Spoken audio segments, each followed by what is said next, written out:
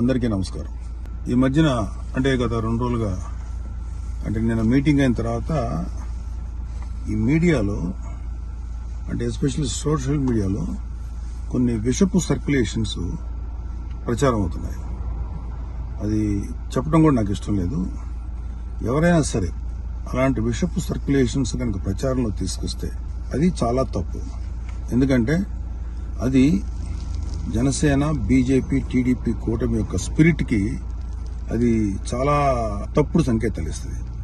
అది ఎవరు చేసినా సరే దయచేసి గుర్తుపెట్టుకోండి. అది ఎవరు చేసినా దాన్ని బ్యాక్ వెళ్లి సోర్స్ ఏంటో పట్టుకొని తగిన విధంగా మీకు బుద్ధి చెప్పాల్సి ఉంటుంది.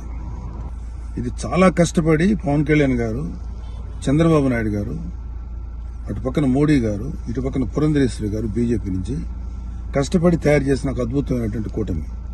ఈ కూటమి స్పిరిట్కి ఎవడైనా సరే ఎఫెక్ట్ అయ్యేలాగా రాతలు రాస్తే మాత్రం చాలా తీవ్రమైనటువంటి చర్యలు తీసుకోవాల్సి ఉంటుంది.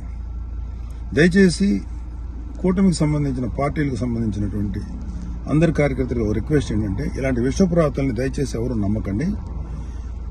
ఖచ్చితంగా ఒక మాట చెప్పగలను, ఇలాంటి రాతలు రాయించేది వైసీపీ ప్రేరేపితమైనటువంటి కొంతమంది వ్యక్తులు తోటి రాయించబడినటువంటిది.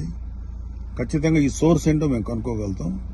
ఎందుకంటే అప్పుడే దీని మీద ప్రోబ్ చేసి ఎవరు పట్టుకోవాల్సిన ఇంట్రెస్ట్ ప్రస్తుతానికి మాకు లేదు, ఎవరు పట్టించుకోం.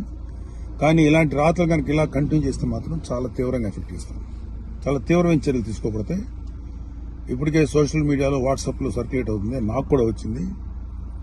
ఫస్ట్ పాయింట్, ఖబర్దార్ ఇలాంటివి కనుక మీరు ప్రచారం చేస్తారు. వైసీపీ విషపు కూరల సంబంధించినటువంటి పనికిమాల ప్రచారాలని దయచేసి నమ్మకండి. కూటమికి సంబంధించినటువంటి కార్యకర్తలు ఎవరు కూడా ఇలాంటి వాటిని ఎంకరేజ్ చేయకండి.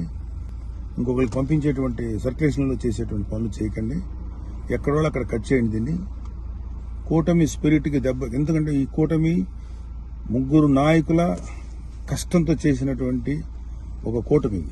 ఇది ఏ ఒక్కరి శ్రమ కూడా వృధా అయిపోయినా ఇది ఎవరైతే ఇట్లాంటి మాటలు ప్రచారం చేస్తారో వాళ్ళ మీద చాలా తీవ్రమైన చర్య తీసుకుంటాం. Be careful. జై జనసేన, జై తెలుగుదేశం, జై బీజేపీ, జై హింద్.